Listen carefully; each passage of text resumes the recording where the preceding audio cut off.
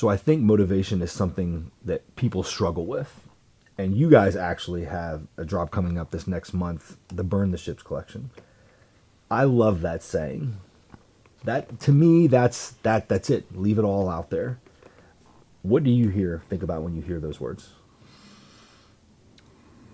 The ultimate act of commitment, right? Like when I first heard that, it was Spanish naval captain, I believe, Hernan Cortez, 1519, setting out for the New World, lands in Mexico, tells everybody, burn the boats, burn them.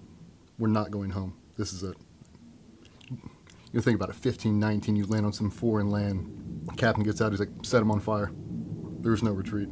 We're taking this whole fucking thing, we're all going to die here. Like, really limits your options and narrows your focus. Like we have to go, and I know a bunch of different people have said that over the years, and I've heard Alexander the Great and all these different people have said the exact same thing. It's like, think about that. We're not going home unless we're sailing home on their ships after we've killed them all and taken them. Oh, that's the only option. Yeah, we're not turning around. There is no going home for us. That is the ultimate sign. So, I mean, you get all these guys, New Year's resolutions and all these things. Like, you're never burning the boat. You've never woke up, looked yourself in the mirror and go, I'm going the entire way. I'm sick of being like this. I'm going to limit my options, narrow my focus, and I'm going to exhaust every resource right now to be successful at this one thing because I deserve it. Whatever that might be. Quit smoking, lose weight, get in better shape, whatever it might be. Build a house. I'm going to exhaust all my resources right now. I'm going to burn the boats, and there is no plan B right now. Not until I've fully exhausted this entire thing. I'm not going back. And I feel like that's what a lot of people do. They start a quest, they meet a little bit of resistance, and they're like, they take a step back and like, maybe I'm not ready. Maybe I should train more. Maybe I should prepare more. You've been prepared. You've been trained. You are ready. You're here. Just walk to the door. Just send it. Not a lot of people want to take that first step. And when you eliminate that from their equation, now there's no option. You have to go. Like, oh, I got on this plane with this parachute on. I don't want to jump. Well, there's no option. You have to jump. If you don't jump, I'm throwing you out of the plane. Okay, looks like we're jumping. Yeah, we are burning the boats. Burn them. So in metaphorically makes a lot of sense. And that concept of this is it. Like we're going all the way, like you said. I think a lot of people have a disconnect of that is a great thing to say, but how do I get to the point where I actually believe that? Like, how do I actually get to a point where, yeah, I am going to burn the ships? Because like you said, there's no option B. How do you dance around that? Because there are people that experience things, or fitness is a great example. I'm going all in. And then they slip for a week. And, I'll be okay. I got time. I'm good. Like, how do you actually turn that on or dial that switch, as you would say? How do you actually get to a point where you are committed to doing that or trust what you've done? You talked about micro wins in the past, and I think that's a huge one because if you are confident in what you're training and what you've done or your business, whatever venture it is, then you are willing to burn the boats because you are confident. Like you said, that captain, his thought process of, hey, we're burning the ships because we're not turning back. Either he had some sort of delusional thought that I'm going to inspire these people by saying this, or he actually believed that we are doing this. Like, how do you get to the point where you do walk the walk? Because it's easy to say, burn the boats or burn the ships. It's another thing to actually do that. When the fear of staying the same outweigh the fear of change. That's exactly how you say it. Because when it's hard because change is so hard for most people because they don't fear where they're at because they're comfortable. But the second, like you said, that fear of staying the same now becomes so monumental. They're like, yeah, I'm willing to make the change now. I'm willing to go to that point. Like some of the people we run into, for anybody out there struggling with weight loss, like we've had some huge ones. Some crazy, 600 plus pounds that have dropped down to sub 300 in 2 years. And it's like, what made you make the switch? He's like, I woke up one day, brushed my teeth, and I looked at myself and I was like, what the fuck have you done? The fear of staying the same. Yeah, like, I can't do this. Not one more day. Yep. Well, how far are you willing to go? I'm going to burn the ships, dude. I'm going the entire way right now. I'm not going to look at myself like this one more second. When you get truly disgusted with, and I was truly disgusted with myself and everything I had done. Came back, hard reset. What am I going to do? I'm burning the ships, dude. I did. I went through all the toxic people in my life, block and delete every single one of them, changed my entire routine, the music I listened to, the food I ate, everything I surrounded myself with, nothing but positivity. I got so sick of that person, I'm going to crush him right now. I'm going to completely reinvent myself in a positive way because I deserve it. The people I surround myself with deserve to have me at 100%. I'm not going to keep being the same person I was before. Like that person served a time and a place for a little bit. Slowly over time, it's eroded into a vessel I don't want to be associated with. So I have to change. I have to. And I mean, I know it sounds cliche, but like when I'm brushing my teeth in the morning, I'm looking at myself. I do. And I ask my pretty often, like, how far are you going to go? Like, how far are you really going to commit to this whole thing? You really going to live this mantra and this creed you keep pushing? Because there's days you wake up and like, I don't want to play the game. I don't want to come in here. I don't want to send it. Why am I doing it? Because I know what happens if I don't. I'm not going back. I'm not going to be that dude. Yeah. I am fully committed. And I mean, I tell myself that every day. Like, am I doing something to make myself better than yesterday? That could be one extra rep. That could be a 20-minute walk. That could be a 10-minute reset. I didn't get one in yesterday. By the amount of experience and time on this earth, I am more prepared than I was yesterday. And now I have more bandwidth because I broke myself out and I gave myself a little bit of time. That makes me better than I was yesterday. And that constant reevaluation, like, am I better than I was? Yeah. Put on the t-shirt, put on the hat, burn the ships. Just reconfirming that commitment. Like, I am not going to be the same person at the end of this 365 days that I was at day one. I'm not. I'm making constant changes and improvement to my process and the people that I surround myself with. You have to.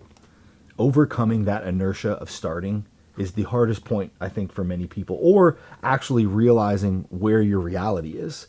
Like, most people hide behind, like, this isn't what life's really like, or I'm actually happy. I am actually happy. And no, you're not. But until you can settle with your reality and be like, man, I am unhappy. I am unhappy with where I am professionally. I am unhappy.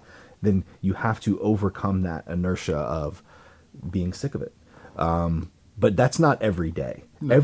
Every day you're not leaning into brushing your teeth being like, yeah, because there's a little bit of doubt that cascades sometimes. Negativity creeps in because, like you said, that dial is not 100. Even when you have it all the way, there's still a little hum. Mm-hmm. There's still a little noise. So I tell people often is, I mean, we joke, you and Manny, I'll say it all the time, like 100%, feel 100%. That's not normal. It's not realistic. There's no longevity behind that, but it's, hey, just give 100% of what you have. Like, I'm going to burn the ships, but I only got 20% gasoline today. Okay. Burn that small ship then. Burn the flag. Burn whatever you can to keep the momentum going. Objects in motion stay in motion. Anything we can do to keep that momentum going, the better. 100%, dude. Starting is the hardest part. Mm-hmm. You'll see people and they'll accomplish some Herculean feat, quitting smoking, quitting drinking. Somebody who smoked 2 packs of cigarettes their entire life and you catch them, you ain't seen them in 5 years, no more smoking. Like, how'd you quit? I woke up one morning, threw them in the trash can, and I said, no. No Nicorette, no patch. He's like, no, just mental toughness. I just said, no, I'm done. I'm over it. I looked at how much I was spending. Got my blood pressure checked. Everything's off the charts. He's like, no, I'm done.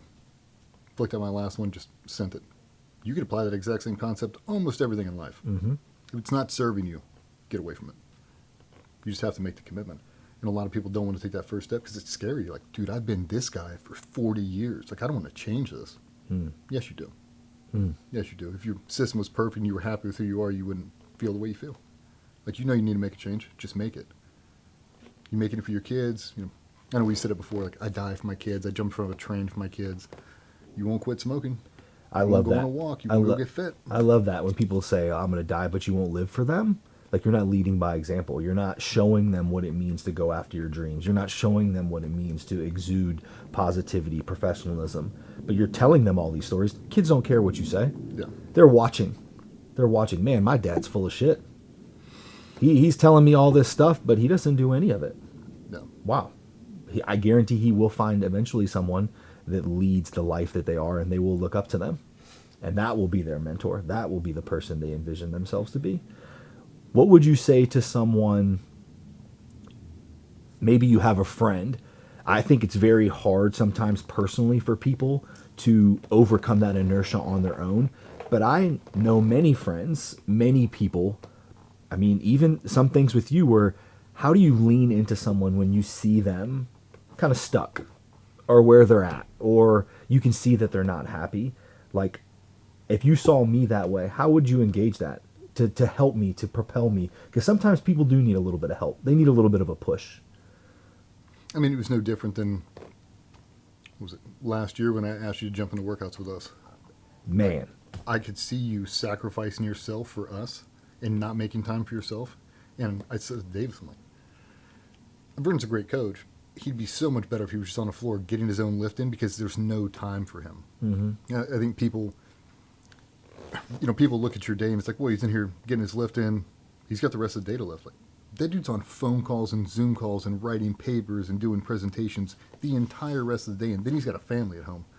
Like, let's not be selfish here. Let's bring him into the fold. He's still coaching, but now he's taking care of his own physical well-being. That provides for his family and does everything else. It gives him the optimal bandwidth. And now you're not trying to sneak in a workout at 5:45, racing home to get the kids off the bus. Like, that's not good. Right? It's like, see you struggling, just saying it. Like, dude, just jump in with us. I don't have to talk about anything else. Like, just giving you the opportunity. Like, I know you want to get better. You're sacrificing yourself for us. Don't do that. I literally was speaking at Duke this past weekend, and I talked about that, because that, as small as a moment that was, I don't think you realize how big that moment was for me, because in the midst of the days just running and rolling, you just get in this habit and this routine that I did not want. And when you said that, it almost, I don't know if it empowered me, but it made me go, huh, if he's noticing how I'm feeling, I am not covering this up as good as I thought I was. So if he noticed this, who else noticed this? Who else noticed how miserable I was, how burnout I was getting, how much I was running myself into the ground? For you to say that, like, that was a pivotal moment, and that simple no of throwing the cigarettes away, like, I don't want to get into like a shooting metaphor, but like that slight deviation down the road, I am in a completely different zip code now. Yeah. Like, it's not even close to where I would be when you first said that a year or so ago. A couple years ago, 2 years ago, probably now. Me and Dave was talking about it a long time ago, and it's like, you look at some of the strength conditioning coaches out there, they're not in great physical conditioning. Like, they're not demoing it because they've sacrificed the last 30 years of transferring knowledge and made no time for themselves. It's like, you can't demo it. Like, you know it. You're a genius, dude. Your program is amazing, but you can't do it anymore, and you've let yourself go because you did it for the good of the group. Mm-hmm. It's not what they need, man. Like, we need for you doing this for a very long time, and I need you in top physical conditioning, mentally, spiritually, physically, emotionally, the whole thing. Give them the opportunity. Get them on the floor. And it doesn't help that, or it doesn't hurt that you're strong as shit, so it's like, now I have somebody else to chase. Mm-hmm. It's like, Vernon's doing this, like, got to try to match the weight. You know, the competitive push on all sides of it. Yeah, but you see somebody hurting, give them the opportunity. Just say it. I think that's the one thing that I try to do more than what's happened to me in my past. Just say it. You see him jammed up in a corner, like, what's going on with you? Yeah. Like, you don't look it, dude. Like, you sleeping, you're doing this, you're doing that. Like, I just, not in my routine. You know, I ain't been in the gym in a couple of weeks. Like, oh, dude, we can solve that, dude. Mm-hmm. Jump in here. And, I mean, from then until now, I mean, you look at the pictures from where you were. Yeah, man. Bro, how much weight you put on? 25 pounds, just muscle? Like, yeah. Look great, feeling great. Energy's always awesome. It's like, that's what you need. And selfishly, I mean, doing that for you, but also doing that for the good of our group. Yeah. When you come in and you're on cloud nine, you automatically pick everybody else. I mean, you are a thermostat. So when you come in and you're firing on all 8 cylinders, like, everybody else is too. Mm-hmm. It's like, I need Vernon in a really good spot. Now I can be in a really good spot. Everybody else does. Rising tide raises all ships. That's all we're trying to do. So all that is getting started. What happens when you have a setback, though? Because no chart is linear, and if you zoom in, there's constants of these going up. How do you get back on track? You personally, like, what do you do when you find yourself getting off track? Like, you're motivated, I'm burning the ships, I'm giving everything I got. Maybe you get sick. Maybe your day's just bleeding. Maybe you go to SHOT Show for a week, stressed, not eating that well, not staying that hydrated, busy, on your feet the whole time. How do you get back into that? Because I think so far, a lot of people, they overcome that inertia, and it's such a monumental experience that the second there's a setback, they're like, oh, knew this was going to happen. Here we go again. Can't catch a break. Like, how do you get out of that? I think there's like overcoming the inertia, and then there's like overcoming the setbacks because they're coming. What's up, guys? DJ Shipley, retired Navy SEAL. Vernon Griffith, 2024 Tactical Strength and Conditioning Coach of the Year. I've dealt with more injuries and physical limitations than you can possibly imagine. Our 5-day program will get you out of pain, improve your mobility, strength, and power. This program is not just for operators, but don't take our word for it. The GBRS program has been life-changing. It's helped me be consistent, and it's been an asset to my weight loss. I've never been in better shape in my life. We have thousands of success stories. There's no reason you can't be the next. Start today with a free 7-day trial. Give him what you can when you have it. You only got 20%, give 100% of that 20%. There it is. Right? Like, make it consistent. I mean, there's days we went out to Utah, like, you could call it movement. It's essentially a hip and shoulder mobility circuit. Walking 20 minutes on a treadmill, knock out a set of abs and leave. Like, it's still part of my routine. There's wins. Yeah, like, did I wake up? Yep. Did I do all my movement prep? Yep. Was it a great lift? No, it wasn't. But right now, I'm not expecting to get a great lift. I'm in a hotel gym right now. It's not going to be a banger. But in my mind, I'll call it active recovery. Still getting all my mobility components, still making time for myself. My phone's still shut off. I'm still putting myself on the same path of consistency over and over and over. That's burning the ships. Like, I don't have 100% to give. I can't do, we're pulling double body weight deadlifts off the floor. Like, dude, I don't have it today. Mm-hmm. I'm going to switch it out. We're going to do RDLs at 225, and I'm really going to milk this thing at 100% because now I can control it. My central nervous system shot show, too much of this, too much of that, too much stress. I didn't sleep last night. What can I do? I can get the same movement patterns and I can maximize at a lower weight and really get some time under tension. And when I get done, it's like, God, I'm so glad I didn't take the day off. And that's how you should feel every day you walk out of the gym. Like, that might not have been perfect. More than you sitting on your couch watching me. Like, just trying to motivate people. Just get up and move, dude. Yeah. Take the consistent wins when you have them. And when you don't have the time, make the time. I mean, I told the boys all the time, like, we have a 5 a.m. flight. If you look at my story, at 4:45, I'm doing a 20-minute walk. Yeah. And we have an extra 15 minutes. Knock out 20 minutes and go. Like, I don't jump on the escalator going down Atlanta. I walk it. Why? Movement. Like, I didn't get a lift in today. But now I've walked, 3 total miles to the Atlanta airport. Done, man. I get something. Knock a little bit of movement in the evening. Wins the win, dude. The burn the ships, obviously, somewhat comes from the military or a militaristic environment. We're on the military, so I understand it. But I think there's a lot of people that follow us, coaches, people that walk everyday life. How does that resonate? Does that come to them with what they're doing? Because I think maybe can they connect the dots between, man, I just work in a bank, man. What ships am I burning? I'm just doing this. What am I committing to that? And to me, I almost think, man, that it's in everything. What would you say to someone that's like, man, I can't really align with that. Like, I don't have anything going for me like that. What would you say to that? What do you not have? Do you have a job? If you have a job, it's worth doing at a professional level. I mean, I've told you about that chick in Road to Spain. Have I ever told you about her? The chick working at Pizza Hut?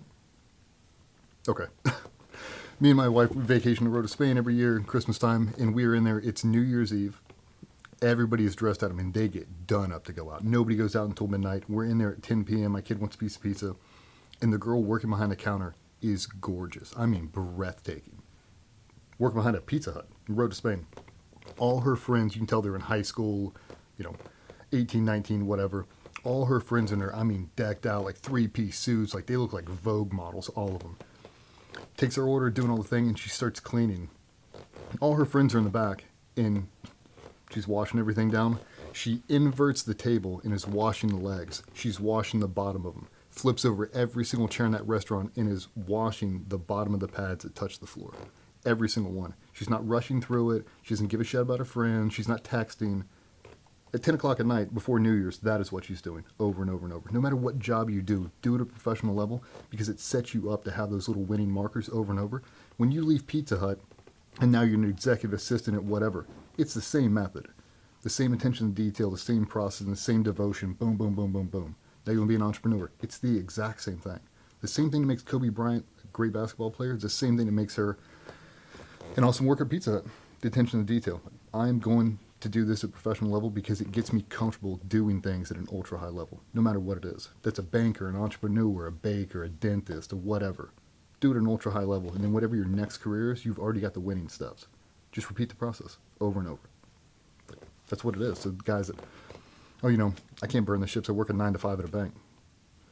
I've been in quite a few banks in my life, and I've definitely seen pros, and I've definitely seen people that are punching a ticket. I don't want to be a ticket puncher. Do it at ultra high level. Oh, my fitness doesn't matter because I work here. Do you have kids? Yeah. So it does matter. Are you able to protect for them? You provide for them? If the house is on fire, could you scoop up all your kids and run them out of the house? No? That's an issue. You should have burned the ships. You should have cared about your physical preparation because your kids are going to see it. Like, there's nothing that offends me more than seeing people that are, I shouldn't say this, super out of shape. You can tell they don't care, and then you can see their 9, 10, and 11-year-olds do the exact same thing. Like, there's no physicality to them. They don't care about sports, physical fitness. They don't care about diet or any of that. You're not helping them at all. You could set the example right now. I mean, I had friends like that growing up. You walk over their house and you see their old man. It's like, holy shit. Yeah. Okay, and then you see those kids when he hit 13, 14 in the gym cranking out. By the time he hit 17, you're like, my God. Well, how do you get that? He's grown up with this whole life. He's seen it. That's normal. Yeah, his dad lived it the entire time. So did his mom. Both triathletes or whatever. It's like, yeah, man, setting the example. Same thing. People develop dials, not switches. They're a super successful entrepreneur, and you see their kid, they graduate college, 22 years old, they do the exact same thing. Why? They've been watching the blueprint their entire life. Their dad burnt the ships in 1985. Been living that same path. They're doing the exact same thing. They graduate college. What am I going to do? Exhaust all your resources, burn the ships. And they will. They just take off. You see him. Like, what did he do? Stop making excuses. He went the entire way. Stop trying to do 55 things at once. Let's just do one thing at full value right now. As soon as it's done, power it off. Next thing, full value. Full value. Yeah, I mean, the burn the ships it's a simple concept when you think about it. But you think about the actual commitment to it. Like, I'm not going back. Like, I quit dipping, I quit drinking, whatever it is. I'm never going back. Why? Because I know what that guy's like. I'm not doing that. No, you just have to get so sick of it that you eventually just put your foot down. Like, I'm never doing that ever again. To me, it's been wildly successful. But it took me a long time of doing the wrong thing to finally realize what I should have done the entire time. It's go pro early and burn the ships as fast as humanly possible. If you want to be the next Tiger Woods, burn the ships at 8 years old. I've never seen it not work. I mean, yeah. To me, burn the ships is a universal component for everybody. If you take it and actually analyze your life and take that concept, if I was going to go the entire way, what would I do? Solves it. Solves it really, really easy.